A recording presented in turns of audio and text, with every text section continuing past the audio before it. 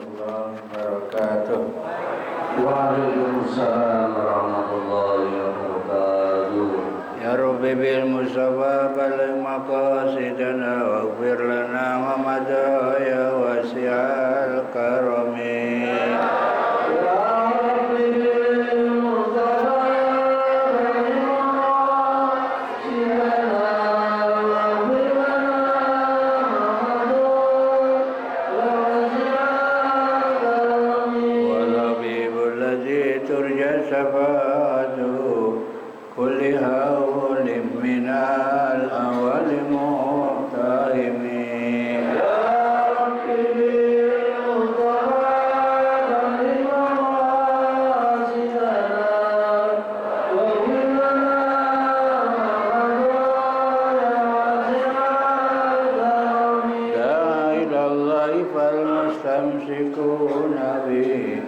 Mustamsikuna bihablin ghairi muwasimin.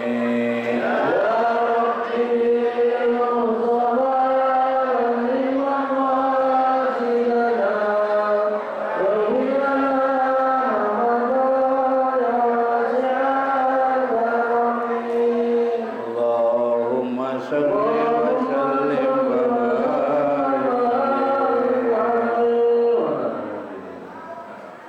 Alhamdulillahirabbil alamin wassalatu wassalamu ala asyrofil anbiya'i wal mursalin sayyidina wa maulana Muhammadin wa ala alihi wa sahbihi ajmain, amma ba'du. Karamun para alim ulama, para asatidzah wabil khusus guru-guru kita, karam Haji Ahmad Habibi, karam Ustaz Abdul Hamid Mustafa, Mukarram Ustaz Farah Furqan, Karam Pak Ustaz Najib Misjan, dan segenap pengurus Majelis Taklim Ukhuwah Islamiyah, genap pengurus masjid, wabil khusus pengurus masjid Hidayatul Karamah. Bapak Ibu yang saya hormati, alhamdulillah, mari sama-sama kita panjatkan puji syukur kehadirat Allah Subhanahu wa taala. Pagi hari ini kembali kita bisa hadir dalam rangka taklim rutin yang biasa dilaksanakan setiap hari Ahad pagi. Salawat serta salam mari sama-sama kita sampaikan kepada junjungan Nabi besar kita Muhammad sallallahu alaihi wasallam, yang mudah-mudahan kita semua akan mendapatkan syafaat Nabi Rasulullah sallallahu alaihi wasallam. Baik, tanpa berpanjang kalam, ayat 74 ya, 4 ya. Masih surat Al-Mu'minun. Wa innal ladzina la yu'minuna. Bismillahirrahmanirrahim. Wa innal ladzina la yu'minuna bil akhirati ay bil ba'si was sawabi wal iqabi anis sirati ayat tariqi lana kibun ay adiluna. Wa innal ladzina la yu'minuna, dan sesungguhnya orang-orang yang tidak beriman bil akhirati, dengan akhirat.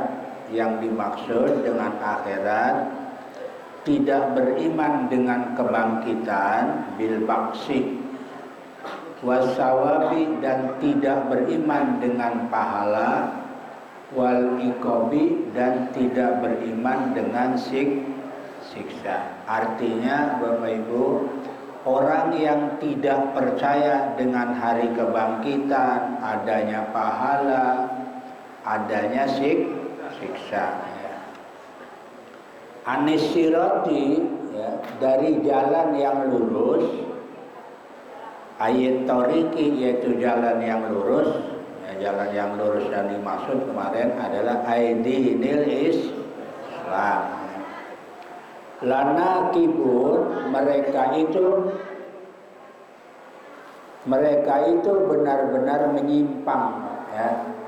Ayadiluna, yaitu berbelok, ya, yakni membelok. Jadi orang yang tidak beriman terhadap hari akhir, sesungguhnya orang-orang itu adalah sudah belok dari jalan yang lurus, dari sudah nyimpang ya. Bapak Ibu yang saya hormati, jadi yang dimaksud dengan percaya pada hari akhir itu adalah tidak percaya dengan hari kebang. Sering saya sampaikan ya, bahwa sebab kalau orang tentang hari kiamat, semua orang pasti percaya. Kalau ditanya yakin nggak kiamat terjadi, pasti yakin. Tapi kalau kita tanya, yakin nggak setelah kematian ada kehidupan? Nah ini yang kadang-kadang banyak yang tidak. Masa ya udah mati hidup lagi, kan gitu kan? Padahal ada namanya hari kebang. Ada juga orang yang tidak percaya terhadap pahala dan emang pahala ada, emang siksa ada. Ada juga yang tidak percaya adanya pahala dan siksa. Karena pahala dan siksa itu adanya di akhirat, Bapak Ibu, bukan di dunia, bukan. Ya. Di dunia nggak ada pahala, nggak ada akhir.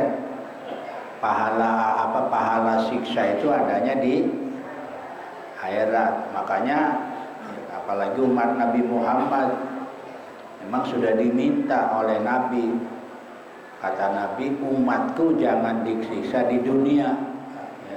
Jadi sebandel-bandelnya umat Nabi Muhammad nggak bakalan disiksa di dunia. Tapi nanti kapan? Kalaupun ada ya, orang atau juga di satu daerah ahli maksiat dikasih yang namanya gempa, yang namanya tsunami, itu bukan siksa, itu baru DP. Nah, baru DP itu DP ya. Sebab siksanya nanti di akhirat ya. Beda dengan umat dulu. Kalau umat dulu ya zamannya zaman Nabi Nuh diapain? Banjir ya. Zamannya Nabi Lut diapain? Sambar petir ya kan. Nah itu baru siksa itu.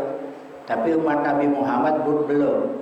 Nanti ya, kalaupun ada bencana itu sekedar DP atau uji coba aja, belum siksa belum. Dan sebab kalau dibanding dengan siksa, kehebatan siksa di akhirat ya.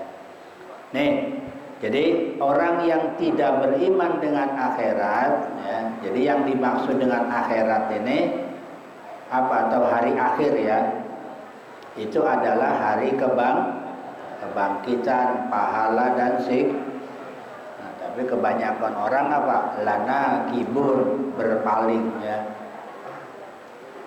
Walau rahimnahum wa kashafna ma bihim min durrin lalajju fi tughyanihim ya'mahun. Walau rahimna, andai kata Allah, mereka kami belas kasihan. Andai kata mereka kami belas kasihan dan kami lenyapkan kemadorotan yang mereka alami. Yang dimaksud adalah aiju'in, kelaparan ya. Asobahum bi Makkata, yang menimpa mereka di Mekah sab'a sinin, selama 7 tahun ya. Lalaju, benar-benar mereka akan terus menerus atau masih tetap dan berkepanjangan fi tughyanihim, dalam keterlaluan mereka atau dalam kecelakaan mereka. Aidolalatihim, itu dalam kesesatan mereka. Ya'mahun, mereka bergelimangan. Ayyataraddaduna, yaitu terombang ambing. Jadi kata Allah, andaikan ya, kami berikan belas kasihan kepada mereka ya, terhadap orang kafir Mekah ini dulu ya, dan kami hilangkan di antara mereka dari kesusahan, yaitu kelaparan. Jadi pernah terjadi Pak di Mekah ini kelaparan selama 7 7 tahun. Bayangkan, kelaparan 7 tahun. Kita jangankan 7 tahun, Pak. 7 hari aja udah kelepekan nih. Iya, ini pernah terjadi kelaparan di Mekah selama 7 tahun. Sama persis kisahnya di zaman Nabi Yusuf alaihis salam. Zaman Nabi Yusuf zaman kan masa makmur 7 tahun, masa paceklik 7 tahun ya. Nah, di kita pernah nggak paceklik 7 tahun? Ya, paling kemarau kita paling lama 10 bulan ya. Itu udah apa? Oh, udah kelabakan itu, Pak. Ya. Ya, di Indonesia musim panas 10 bulan. Wah, udah kacau dah. Ya. Karena Indonesia itu biasanya 6 bulan ya. 6 bulan kemarau, 6 bulan musim hujan. Sekarang nggak tentu, sekarang nggak tentu ya. Ya, bulan ini kan aturan musim hujan kan? Bulan apa ini? Oktober. Biasanya kan yang berber kan musim hujan. Ya. Tapi nyatanya masih panas ya. Kan biasanya hujan itu kan dari ya September ya. September, Oktober, November, Desember, Januari, Februari itu musim hujan tuh. Ya. Nanti kalau sudah Maret, April, Mei, Juni, Juli, Agustus, nah itu musim Nah sekarang pernah kejadian begitu. Sekarang udah ngacak ya. Sekarang Oktober panas ya. Giliran Maret hujan ya. Udah tinggal teratur ya. Nih jadi kata Allah, andaikan kami berikan kasihan mereka dan kami buka ya dari kesusahan, lalaju ya. Kemudian benar-benar mereka akan terus menerus, artinya masih tetap membangkang ya di dalam keterlaluan mereka atau dalam kecelakaan mereka atau dalam kesesatan mereka. Maka yakmahun, mereka akan bergelimang ya. Artinya akan terombang-ambing. Artinya kalau terus-menerus mereka tidak mau beriman kepada hari akhir tadi, padahal sudah diberikan apa? Diberikan bencana ya, yang berupa kelapa. Kalau itu mereka terus-menerus, nah niscaya mereka akan ada goncang ya. Walaqad akhadnahum bil azabi, dan sungguh kami siksa mereka bil azabi, dengan siksaan ya. Berupa apa? Alju, berupa kelaparan. Famastakanu ya. Tetapi mereka masih tetap tidak tunduk. Artinya masih tetap aja dikasih siksaan, masih tetap tidak tunduk. Aitawadau, atau mereka tidak tunduk ya. Li rabbihim, kepada Tuhan mereka ya. Wa ma yatadarrun, dan mereka tidak bertadarruk ya. Maksudnya apa? Ayyarghubuna ilallahi bidu'a ya, yaitu mereka tidak mau juga meminta kepada Allah dengan berdoa kepadanya ya. Bidu'a dengan apa? Yarghabunya meminta kepada Allah dengan cara berdoa. Hatta iza patahna, sampai-sampai kami bukakan atas mereka baban, pintu yang mempunyai azab yang berat atau siksa yang berat. Huwa yaumu badrin, yang dimaksud adalah pada hari perang Badar, bil qatri, dengan terbunuh ya. Jadi kata Allah, andaikan mereka kami berikan siksaan ya, kemudian mereka tidak tunduk kepada Allah dan tidak berdoa, maka kata Allah, pasti kami bukakan pada mereka pintu yang pintu yang mempunyai azab ya. Apa buktinya? Tuh, buktinya terjadi perang Badar. Di mana di perang Badar ini apa? Orang kafir berada dalam kekalahan ya. Yang saya sampaikan, berapa orang kafir yang meninggal di perang Badar? 70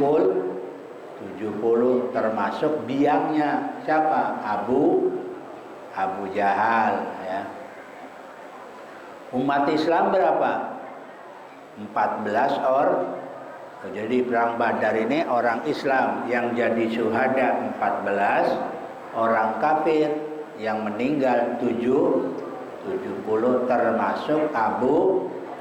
Ini adalah merupakan siksaan yang diberikan oleh Allah karena orang-orang kafir tidak mau tunduk ya.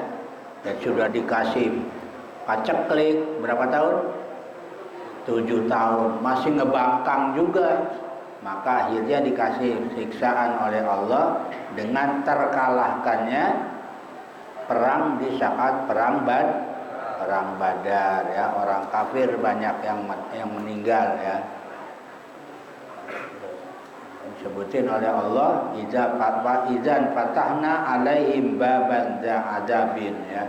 Maka kami bukakan pada mereka siksa yang mempunyai ya, pintu yang mempunyai siksa yang sangat pedih.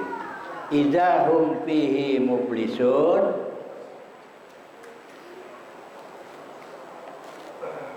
Apa yang dimaksud? Idza hum fihi mublisun, tiba-tiba mereka menjadi putus asa.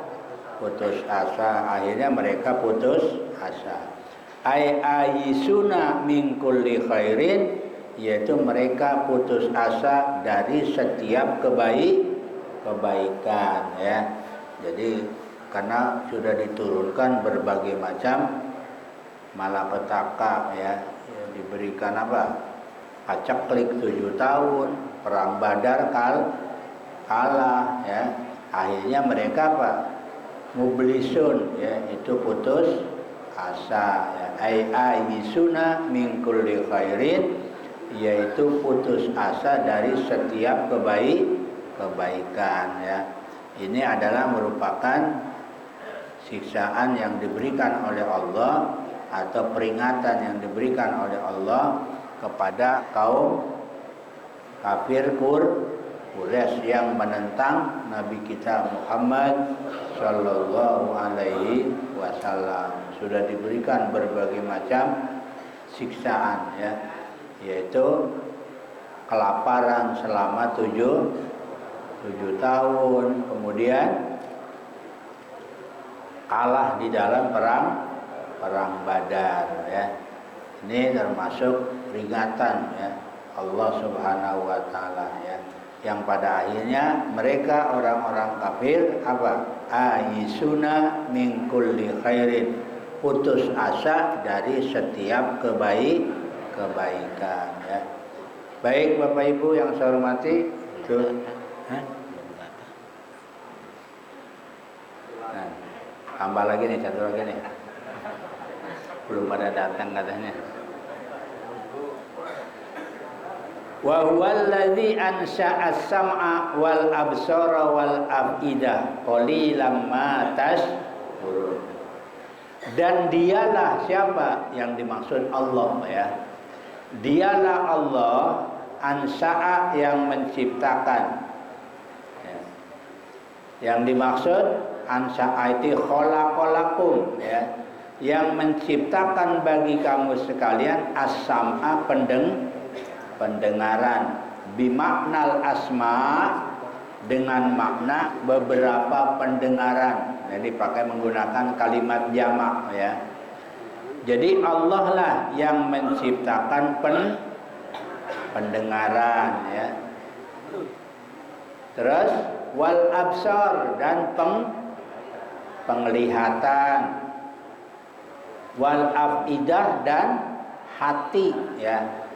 Ayil quluba, yaitu hati. Qalilan ma tashkurun, sedikit orang yang pandai tapi amat sedikit orang yang pandai bersyukur ya. Jadi kata Allah, Allah yang menciptakan pendengaran, Allah yang menciptakan Allah yang menciptakan tapi sedikit orang yang pandai padahal Bapak Ibu, pendengaran, penglihatan, hati ini adalah nikmat yang paling besar, sangat luar biasa ya. Jadi sebenarnya apa yang diberikan oleh Allah sebenarnya lebih mahal daripada buatan manusia. Ambil contoh Bapak Ibu. Bapak Ibu dikasih HP, harganya 15 juta. Ada HP kan yang charges gitu kan? Kasih HP 15 juta harganya. Kasih pulsa, isinya pulsanya 1 juta. Hebat kan? Tapi kupingnya budak. Kira-kira mahal mana? Hah? Iya, dikasih HP harganya 15 juta. Ada pulsanya 1 juta, cuma kupingnya budak. Kira-kira manfaatnya? Enggak. Berarti yang mahal apanya? Kuping. Yang mahal kupingnya, bukan HP-nya. Ya. Walaupun HP-nya harganya murah, tapi kalau kupingnya sehat, enak kan? Nelpon bisa, ya kan? Ngobrol ya. Walaupun HP-nya harganya murah, berarti yang mahal apanya? Bukan HP-nya, yang mahal kupingnya ya. Tapi banyak orang tidak bersyukur ya. Dikasih telinga apa? Tidak mendengarkan yang baik-baik, dikasih mata ya, tidak melihat dengan yang baik-baik ya. Jadi banyakkan orang tidak bersyukur terhadap pemberian dari Allah Subhanahu wa Ta'ala ya. Makanya ada ulama mengatakan ini, Pak. Ada 4 perkara itu adalah kalau dimiliki oleh 4 orang bagus. Tapi kalau dimiliki oleh 4 orang yang lain itu lebih bagus. Ini ada 4 perkara nih, atau 4 sifat ya. Dimiliki oleh 4 orang bagus.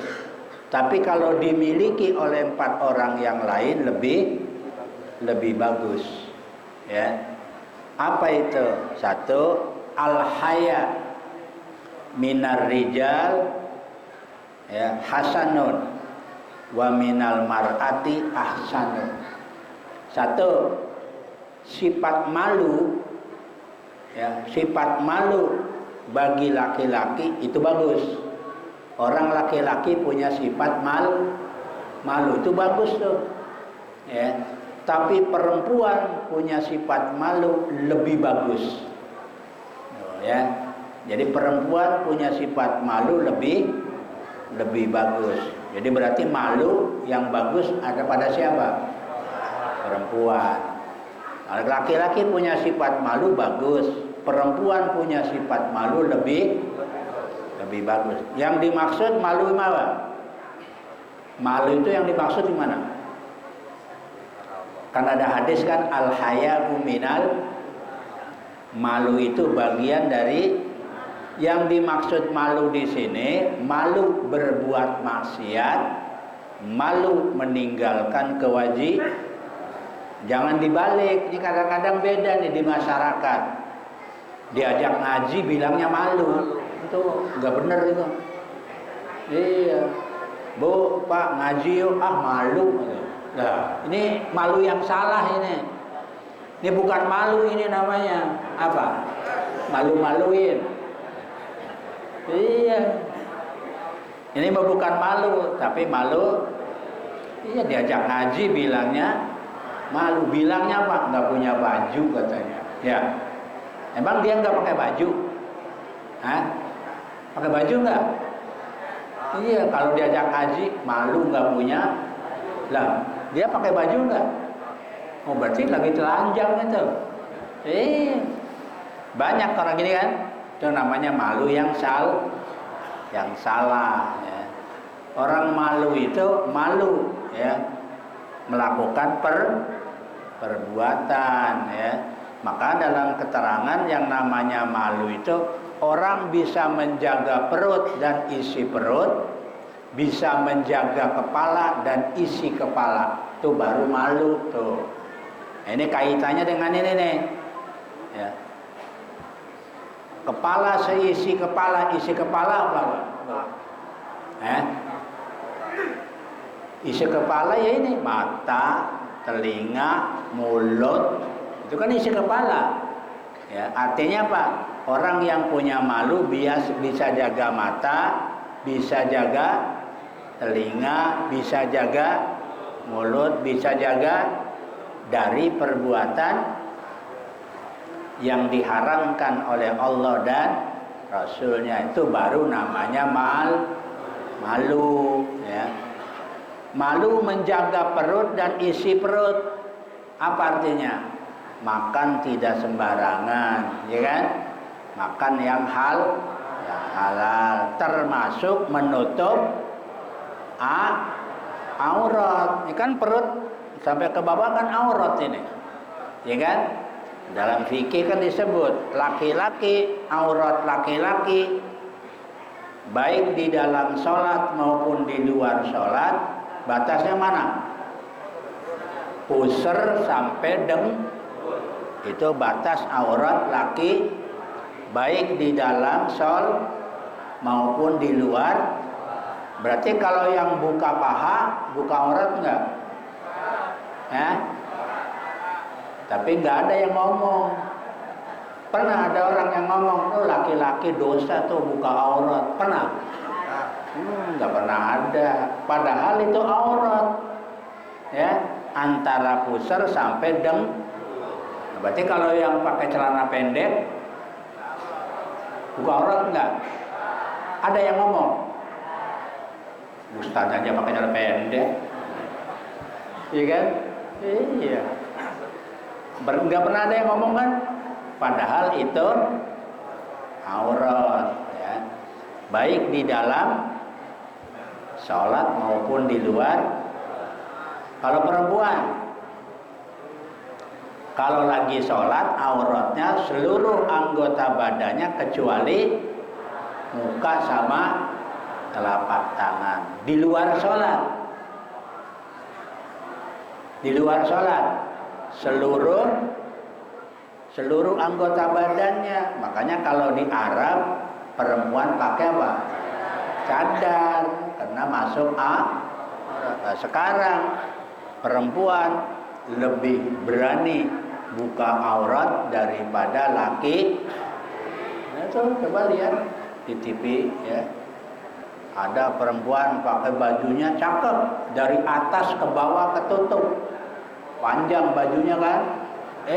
Giliran jalan dari paha sampai bawah ngeblak. Ada? Oh, banyak. Malah laki-laki lebih rapi, ya. Laki-laki lebih rapi. Perempuan, kadang-kadang bajunya panjang. Giliran jalan kesikap ya, belahannya dari paha sampai bawah ya. Nih, ini namanya ya menjaga haya ya. Haya itu malu ya, membuka aurat ya. Jadi perempuan laki-laki punya sifat malu bagus, perempuan punya sifat malu lebih bagus ya. Terus apa lagi? Adil itu bijaksana ya. Adil bagi setiap orang itu bagus. Setiap orang punya sifat adil.